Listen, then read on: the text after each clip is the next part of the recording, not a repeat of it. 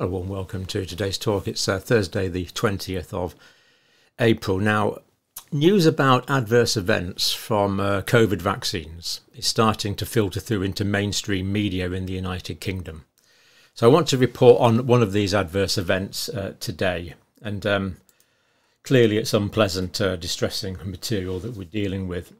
AstraZeneca vaccine adverse event had to go to an inquest. So why did it have to go to an inquest? Why wasn't this dealt with through the normal mechanisms? And this is, again, I hesitate to use names. I don't like using names, but Dr. Stephen Wright, his name is in the public domain.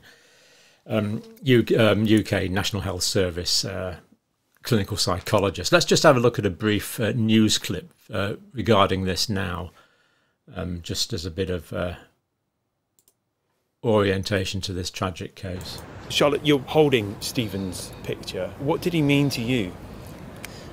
What didn't he mean to me? I mean, it was the love of my life. He was my best friend. He was the most amazing husband. Hi everyone. Stephen Wright was fit and healthy, a clinical psychologist who worked for the NHS. But in January 2021, he was among the first to be given a COVID-19 vaccine. He died 10 days later. What was the signs that something was wrong? I think the most kind of significant sign was him awakening on the 25th of January with a very severe headache. And then, of course, the moment that he said that his hand was moving involuntarily, that was the moment that we called for an ambulance. The father of two was taken to hospital with brain complications, but doctors were unable to save him. This morning, his widow and parents went to his inquest at Southwark Coroner's Court. The coroner described Stephen Wright's case as very unusual and deeply tragic, but went on to rule that he died due to unintended consequences after taking the Oxford AstraZeneca vaccine. It's quite harrowing to listen to the inquest, but it does. I think we'll leave that there. It's not easy watching, obviously. An unambiguous verdict. You heard that there. There's no need for me to rehearse that. But there are a few things I'd like to point out. So the adverse event took place 10 days after the vaccination. Here, Mrs. Charlotte Wright was trying to get the natural causes wording changed. So on Dr. Wright's death certificate, death was recorded as natural causes. This is a bouncing fit 32-year-old young man dying of natural causes. More on the death certificate process later. It's just appalling. What has happened here is just appalling. And of course, it's just these high-profile cases that are coming to the news. It's not a good situation. Brainstem infarction. So the brainstem is the bit of the brain that controls all the autonomic functions. Cardiovascular system, respiratory system, blood pressure, all that sort of thing. Cerebral bleed, vaccine-induced thrombosis, blood clots. This is Mrs. Charlotte Wright, the widow. It's clear that Stephen was previously fit and healthy, and that his death was by vaccination of AstraZeneca. Direct quote from Mrs. Wright. For us, it allows us to be able to continue our litigation against AstraZeneca. This is the written proof. Even with people in my life that were questioning and querying whether I was actually telling the truth. So 2 years later, I can finally say it is the truth. Terrible battle she's been through. It provides relief, but it doesn't provide closure. I think we're only going to get that after we have an answer from AstraZeneca and the government. So I think Mrs. Wright is entitled to an answer that she wants from AstraZeneca and the UK government. She has been awarded the standard £120,000 Vaccine Damage Payments Scheme Award, but up to the 21st of March 2023, 63 out of 4,117 claims have been paid. The UK authorities are not looking good on this, I would have thought. Now, the background here is from May 2021. The Oxford AstraZeneca jab was no longer offered to adults under 40.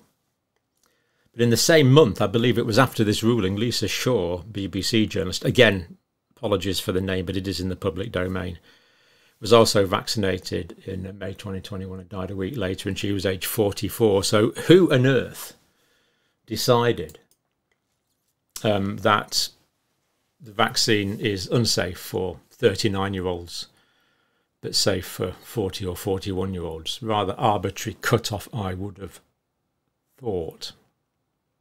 Questions to answer. I don't hear the government talking about this, unfortunately. So questions.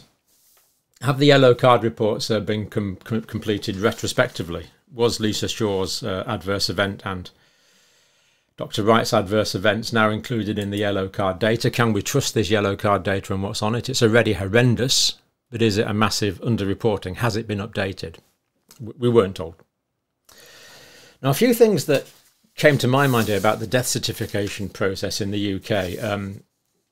Really, the medical situation in my country is currently appalling. It's virtually impossible to go and see a general practitioner now. You certainly can't if you want to. You have to be invited in. The situation is incredible. I've never seen anything like it in my lifetime, and well over 40 years working in healthcare. I've never seen anything like this. The situation we're at the moment. But specifically, let's look at this thing about death certificates in the United Kingdom. Now, this is from the government report from 2016, official government papers. They were changing things to increase transparency for bereaved families. Did that happen in this case? Perhaps not. Improving the quality and accuracy of medical certificates of the cause of death. Did this happen in this case? Well, a diagnosis has been added. So at the time, we can assume it was at least incomplete.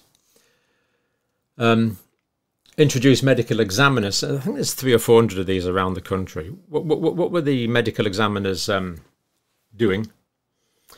Why didn't they scrutinise this death?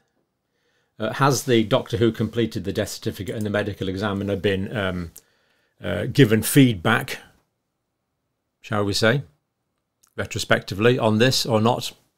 We haven't been told. Some might say more than feedback is required. Significantly more than feedback is required.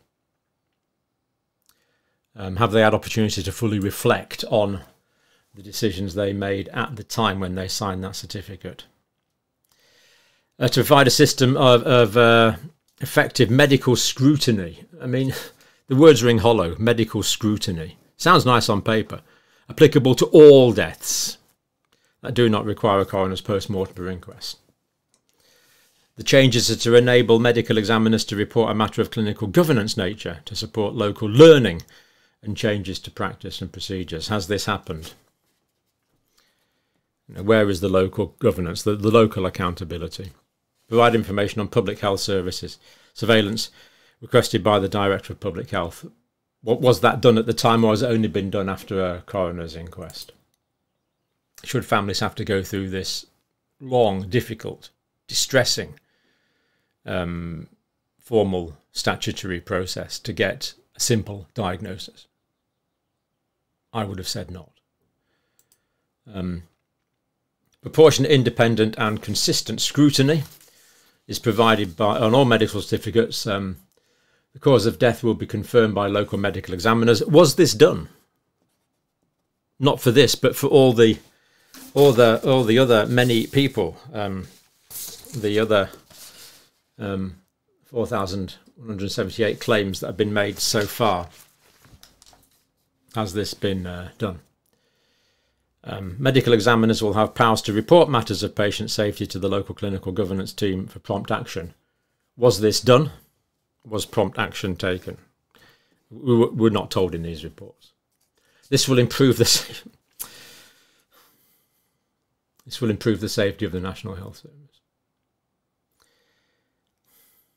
Allowing easier identification of trends and unusual patterns.